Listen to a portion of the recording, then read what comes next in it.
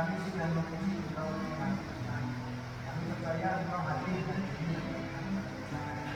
Kami yang membaca firman Tuhan seperti firman firman kita dan orang berbicara. Tuhan tolong siarkan jangan supaya firman kami bisa berjalan. Kami mengerti dan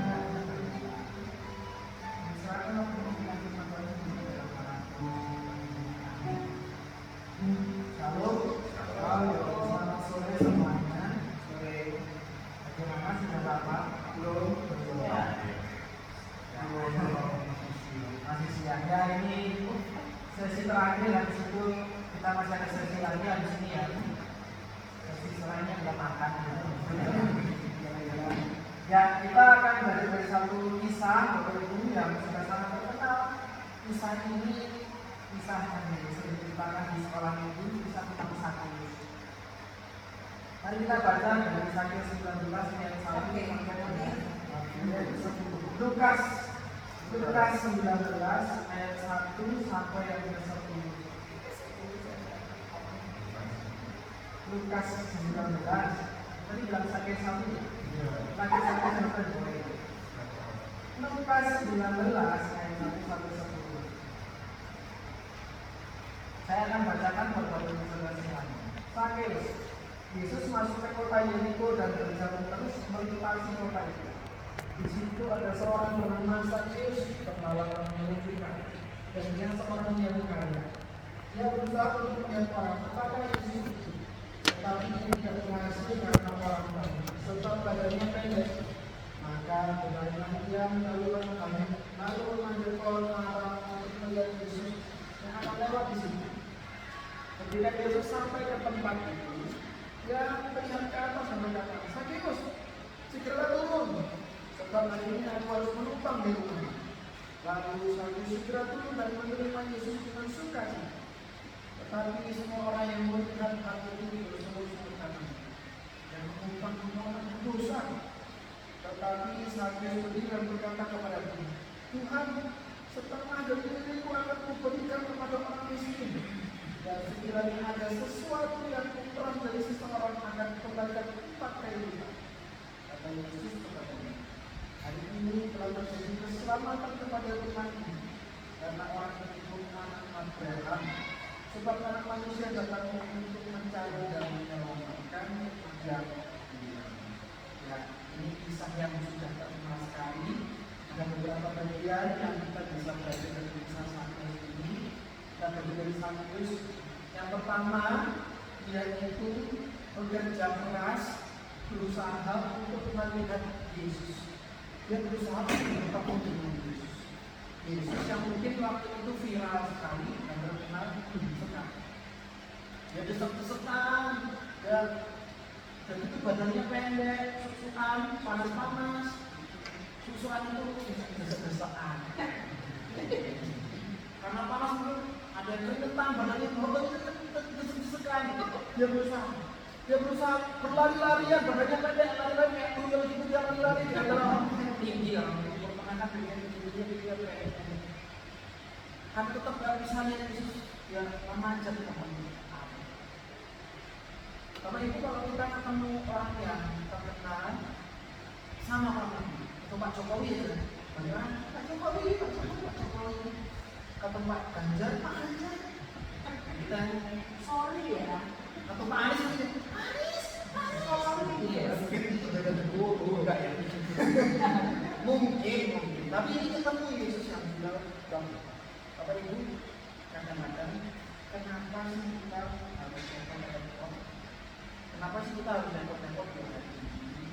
Harus bikin program, harus buat terambil, repot-repot cari dana, repot-repot berdebat dari Jakarta, repot-repot kadang-kadang nggak beda apa?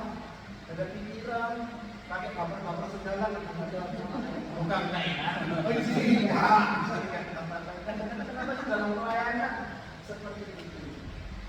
Tadi Bapak Ibu tentang repot-repot kita, tentang kerja keras kita, saya lihat seperti Sakeus yang akhirnya bertemu dengan Yesus, yang melihat Yesus dan dia melihat kemuliaan.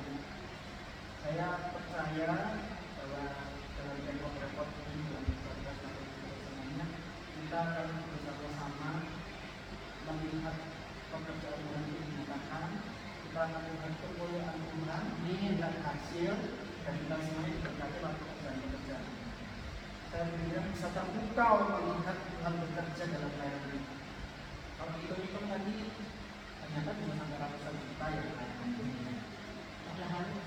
Padahal ya dari kumpulin 100 jajinan ternyata bisa sampai ratusan juta. Dan berapa kali kita mengalami itu, bukan hanya dia sendiri di pelayanan kita, juga kayak seperti kita akan 1 tahun, ternyata berjuang kecil aja sampai puluhan sampai ratusan juta juga ya. Tapi Tuhan pembangunan gereja ini juga saya melihat di terakhir bagaimana caranya Tuhan itu yang ajaib.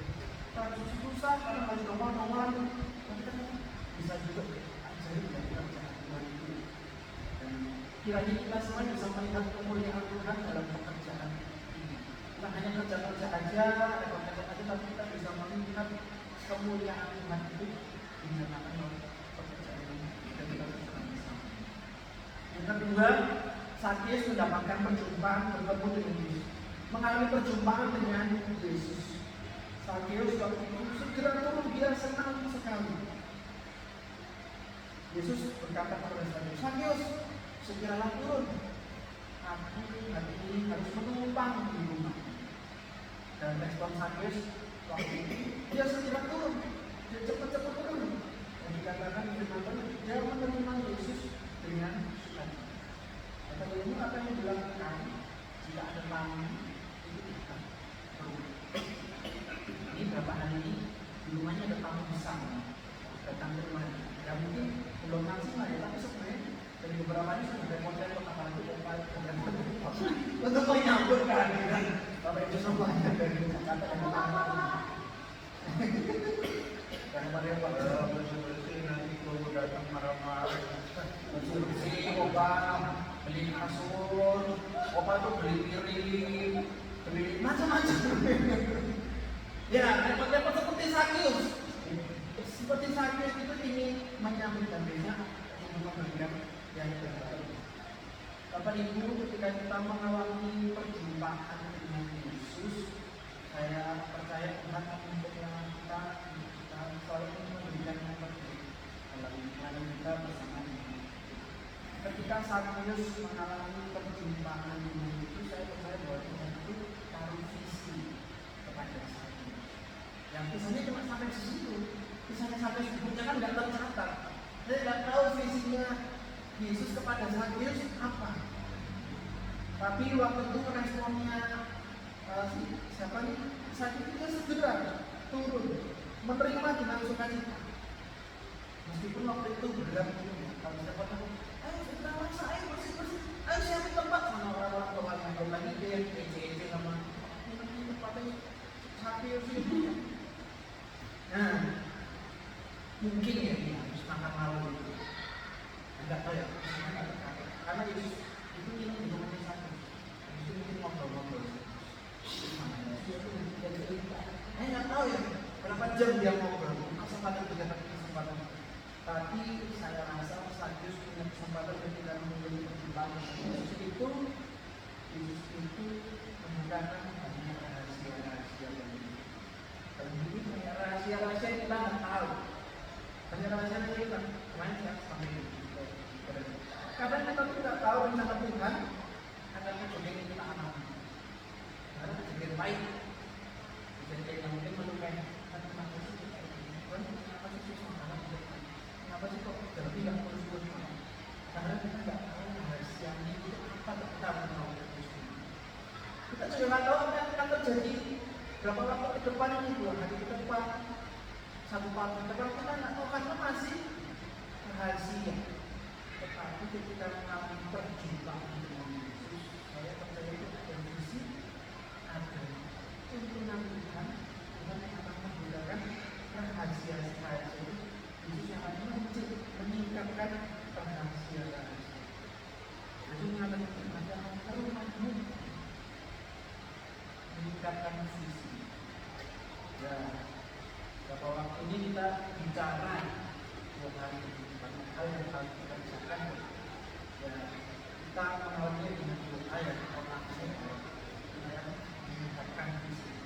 meningkatkan rahasia-rahasia untuk pelayanan. Jadi waktu makan, waktu nongkrong, saat mau tidur, Yesus berbicara. Saat kita berjumpa dengan Yesus, Yesus akan menuntut kita untuk memahami dan menjadi pelayanan.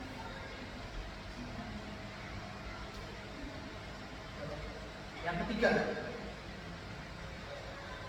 ya ini di sini ini seperti ada sekat pemisah antara perkara yang jahat dan orang yang bukan sebenarnya itu. Tetapi semua orang dan itu bersungut-sungut katanya, wah yang menumpang di rumah orang terus, yang menumpang di rumah orang terus, seperti orang yang ngomong itu dia adalah orang yang baik, yang satu sini belok orang yang tadi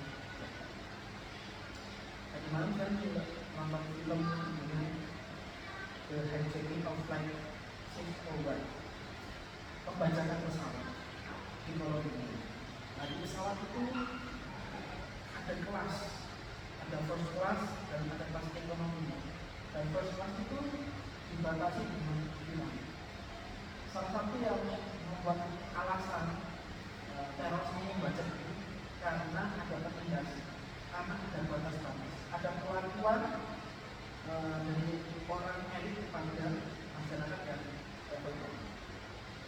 Dan ketika dia membaca itu, dia merobek kain, perlakuannya seperti itu.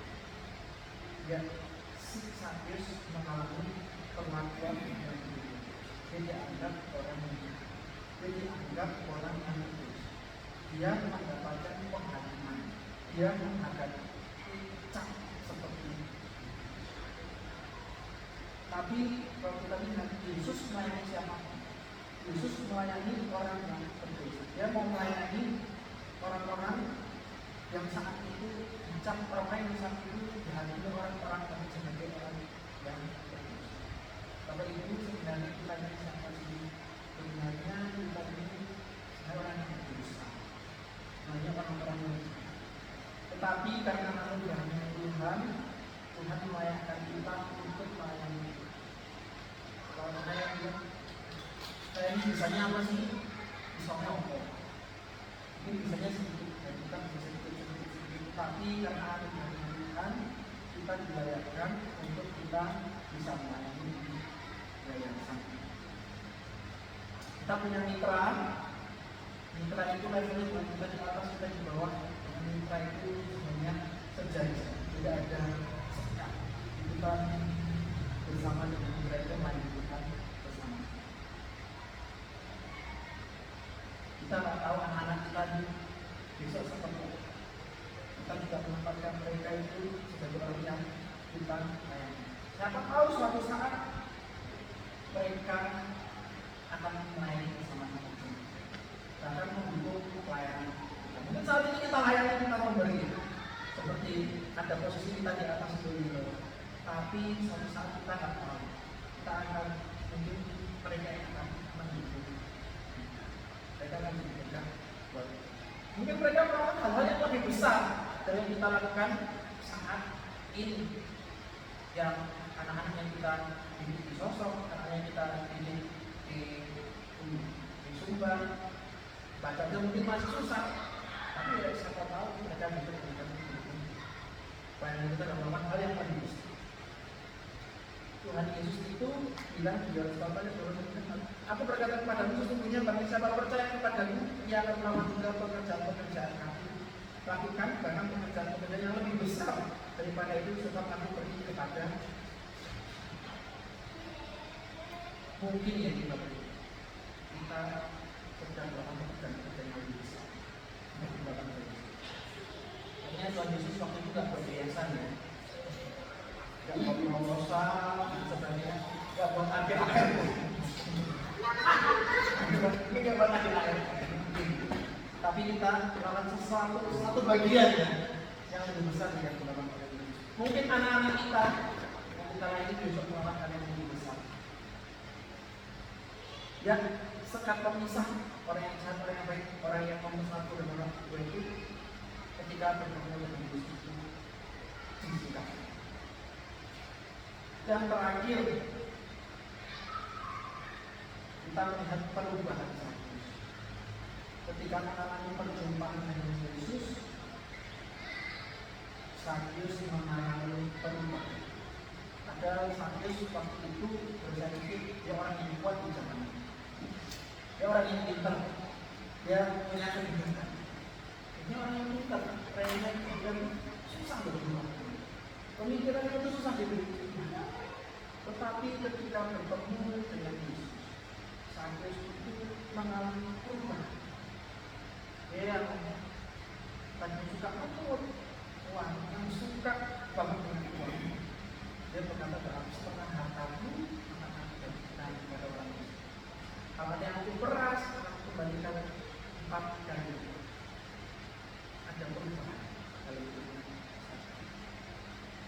Ketika mengalami perjumpaan dengan Yesus, Thomas yang tidak percaya, dia berubah jadi percaya. Imannya dibagi. Paulus juga menjadinya percaya. Dia menjadi anak Tuhan yang memberitakan juga satu anak Tuhan dapatnya dosa besar. Petrus yang tadinya mengenal Yesus juga berubah. Ya, kita berdoa di dalam pelayanan kita ini, anak-anak yang kita layani mengalami perubahan yang pertama iman dan iman yang percaya kepada Tuhan Yesus sebagai Tuhan dan Juru. Kita berdoa anak kita ini berubah, bukan hanya yang cerdas dan apa-apa dengan Yesus. Kita berdoa yang nasibnya susah sekali, kita beri pertolongan. Kita mau menghilangkan Yesus, kita punya nasib yang lebih kemudian. Ini kita bisa pakai di Zakheus atau itu dan teman-teman semuanya. Mari kita berdoa bersama-sama. Tuhan, terima kasih hari ini kami bisa belajar dari kisah Zakheus. Kami percaya dengan Yesus seperti Zakheus yang susah itu melihat Yesus. Kau akan menunjukkan Tuhan kepada kami jika kami bekerja keras dalam pelayanan dan pekerjaan kami. Engkau akan menyatakan kemuliaan yang Tuhan. Engkau akan menunjukkan pekerjaan-pekerjaan yang hebat dari kami akan juga seperti Kau, karena Tuhan kalau kami melewati semuanya. Hari ini kami belajar dari Yesus. Ketika kami mengalami perjumpaan dengan Yesus, kami akan berusaha memberikan yang terbaik. Bahkan Tuhan akan menunjukkan visi kepada kami. Tuhan akan menunjukkan tuntunan kepada kami yang harus untuk melakukan visi dan pekerjaan ini. Hari ini kami juga belajar dari Zakheus yang Tuhan Yesus bahwa kehidupan lisan dari Tuhan Yesus, orang yang sehat dan orang yang baik dari Engkau sedang Engkau lepaskan yang Tuhan. Dan karena anugerah-Mu kami orang yang berdosa, kami semua orang yang ini sekitar Tuhan untuk melayani Tuhan di yayasan Dia. Hari ini kami juga belajar dari Zakheus yang Tuhan. Biarlah kami memiliki tujuan untuk mengubahkan hidup kami, tidak mengubah nasib anak-anak kami yang mereka tidak anak yang percaya kepada Tuhan Yesus. Mereka menjadi anak yang cerdas, mereka adalah anak yang memiliki nasib yang lebih baik. Terima kasih untuk firman-Mu. Terima kasih ya Tuhan Yesus untuk ibadah kami. Dalam nama Tuhan Yesus kita bersyukur dan berdoa. Amin. Terima kasih atas kata-kata.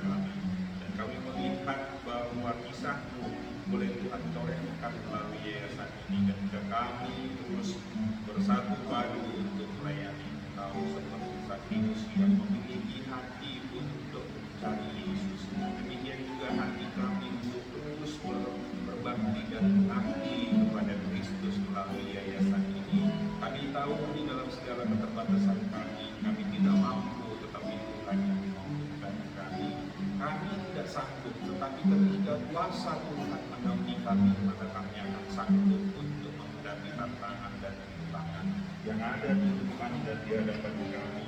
Kami sudah menyelesaikan rangkaian rapat kerja ini. Biarlah yang sudah kami tetapkan itu boleh kami laksanakan dengan baik untuk kedepannya dengan penyertaan dan kasih karunia Tuhan yang terus menaungi hidup kami. Kami juga berdoa untuk mitra kami, fasilitator, dan juga anak-anak yang boleh kami layani melalui yayasan ini. Terus Tuhan tolong semua mitra memiliki hati dan semangat yang berkobar untuk melayani, bersatu padu dengan kami satu visi, saling mendukung satu dengan yang lain. Kami melangkah di dalam segala kehendak dan perencanaan Tuhan. Anak-anak yang kami layani, Engkau tolong supaya ada pertumbuhan iman, pertumbuhan rohani bagi mereka, ada pertumbuhan pengetahuan, keterampilan bagi mereka. Berkati juga fasilitator yang sudah terjadi lelah untuk mengerjakan setiap bagian mereka. Engkau terus tolong, Engkau terus tolong. Dan begitu juga ya Tuhan, kami di yayasan ini, Engkau tolong, Engkau berkati kami semua. Bagi teman kami yang tidak bisa hadir, khususnya Saudara John, Engkau tolong, Engkau topang di dalam segala kehidupannya. Biarlah terus Tuhan memberkatinya. Ibu Maria juga Engkau terus tolong, Engkau topang, Engkau berkati dia di tengah-tengah pekerjaan, pelayanan, di tengah-tengah keluarganya. Engkau senantiasa memberkati. Demikian juga hamba berdoa untuk Apolos yang terus melayani di tengah-tengah yayasan ini. Terus Tuhan berkati apapun yang menjadi kerugiannya, Tuhan topang, Tuhan tolong. Dan juga pengorbanan demi pengorbanan yang terus Tuhan perhitungkan. Demikian juga untuk Bapak Melkianus, Engkau tolong, Engkau berkati di dalam kesibukan pekerjaan dan pelayanan yang ada. Terus Tuhan berkati dan urapi Tuhan hamba-Mu Bapak Tuhan memberkati, Tuhan senantiasa menopang, dan begitu juga untuk pembina kami, Bapak Pendeta Mesak Mori. Tuhan tolong, Tuhan berkati untuk terus mendampingi kami, memimpin dan mengarahkan kami. Mungkin juga Pak Pardian sebagai penawas kami, Engkau terus Tuhan tolong, Tuhan sertai keluarganya, anaknya, istrinya, terus Tuhan berkati tengah-tengah pelayanan juga, senantiasa Tuhan menyertai dan menopang. Ibu Ani juga Tuhan tolong, Tuhan memberkati di tengah-tengah pekerjaan dan di tengah-tengah pelayanan demi pelayanan yang Tuhan percayakan. Dan begitu juga untuk Ibu Ina yang terus memiliki komitmen di dalam melaksanakan tugas dan tanggung jawab pelayanannya sebagai bendahara. Terus Tuhan berkati, Tuhan tolong. Ini kami semua Tuhan yang memiliki keterbatasan dan kekurangan, pakai kami satu persatu supaya kami bersatu padu untuk bergandengan tangan memuliakan Kristus di tengah-tengah pelayanan yayasan ini. Apa yang sudah kami rencanakan, biarlah terus Tuhan menopang kami, memberikan inspirasi, motivasi yang baru, supaya kami terus mengerjakan dengan semangat, dengan kobaran semangat yang tidak akan berhenti, tetapi kami terus bergerak dan terus bergerak untuk memuliakan Tuhan. Terima kasih Bapak, ini doa kami, ini permohonan kami. Biarlah kiranya Tuhan berkenan atas segala doa-doa kami. Bapak Ibu, Saudara yang terkasih di dalam Tuhan, mari kita arahkan hati dan pikiran kita mau menerima berkat yang daripada Tuhan. Kasih karunia Tuhan Yesus Kristus dan kasih Allah dan persekutuan di dalam Roh-Nya yang kudus, yang terus menopang, memberkati kita mulai dari sekarang hingga selama-lamanya. Amin. Bapak, terima kasih.